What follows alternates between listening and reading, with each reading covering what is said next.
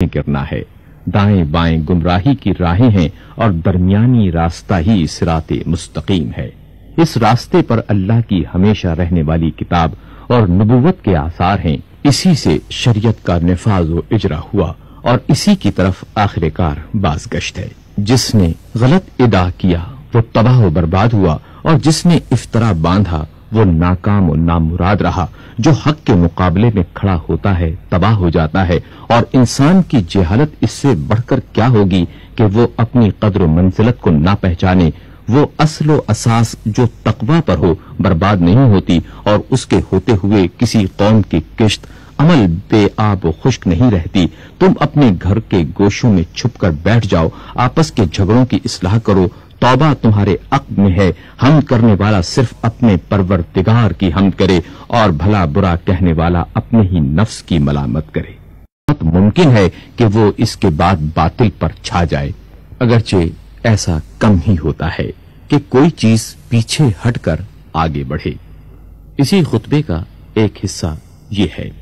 امیر المومنین علیہ السلام اپنے اس خطبے میں ارشاد فرماتے ہیں، جس کے پیش نظر دوزخ و جنت ہو، اس کی نظر کسی اور طرف نہیں اٹھ سکتی۔ جو تیز قدم دوڑنے والا ہے اور نجات یافتہ ہے، اور جو طلبگار ہو مگر سست رفتار، اسے بھی توقع ہو سکتی ہے، مگر جو ارادتاً کوتاہی کرنے والا ہو اسے تو دوزخ ہی میں گرنا ہے۔ دائیں بائیں گمراہی کی راہیں ہیں اور درمیانی راستہ ہی صراط مستقیم ہے۔ اس راستے پر اللہ کی ہمیشہ رہنے والی کتاب اور نبوت کے آثار ہیں۔ اسی سے شریعت کا نفاذ و اجرا ہوا اور اسی کی طرف آخر کار بازگشت ہے۔ جس نے غلط ادا کیا وہ تباہ ہو دیا، یہاں تک کہ تمہارے ادنا اعلی اور اعلی ادنا ہو جائیں گے۔ جو پیچھے تھے آگے بڑھ جائیں گے، اور جو ہمیشہ آگے رہتے تھے وہ پیچھے چلے جائیں گے۔ خدا کی قسم، میں نے کوئی بات پردے میں نہیں رکھی، نہ کبھی کذب بیانی سے کام لیا۔ مجھے اس مقام اور اس دن کی پہلے ہی سے خبر دی جا چکی ہے۔ معلوم ہونا چاہیے کہ گناہ ان سرکش گھوڑوں کے مانند ہیں جن پر ان کے سواروں کو سوار کر دیا گیا ہو، اور باگیں بھی ان کی اتار دی گئی ہوں، اور وہ لے جا کر انہیں دوزخ میں پھاند پڑیں۔ اور تقوی رام کی ہوئی سواریوں کے مانند ہے جن پر ان کے سواروں کو سوار کیا گیا ہو، اس طرح کے باگیں ان کے ہاتھ میں دے دی گئی ہوں، اور وہ انہیں با اطمینان لے جا کر جنت میں اتار دیں۔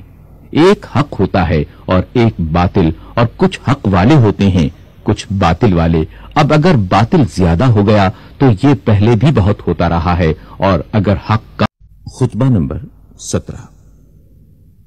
امیر المومنین حضرت علی علیہ السلام اپنے اس خطبے میں ارشاد فرماتے ہیں، یہ خطبہ اس مقام پر دیا گیا جب مدینے میں آپ کی بیعت ہوئی۔ آپ فرماتے ہیں، میں اپنے قول کا ذمہ دار اور اس کی صحت کا ضامن ہوں۔ جس شخص کو اس کے دیدہ عبرت نے گزشتہ عقوبتیں واضح طور سے دکھا دی ہوں، اسے تقوی شبہات میں اندھا دھند کودنے سے روک لیتا ہے۔ تمہیں جاننا چاہیے کہ تمہارے لیے وہی ابتلاعات پھر سے پلٹ آئے ہیں جو رسول صلی اللہ علیہ وآلہ وسلم کی بعثت کے وقت تھے۔ اس ذات کی قسم جس نے رسول صلی اللہ علیہ وآلہ وسلم کو حق و صداقت کے ساتھ بھیجا، تم بری طرح تہو بالا کیے جاؤ گے، اور اس طرح چھانٹے جاؤ گے جس طرح چھلنی سے کسی چیز کو چھانا جاتا ہے، اور اس طرح خلط ملط کیے جاؤ گے جس طرح چمچے سے ہنڈیا۔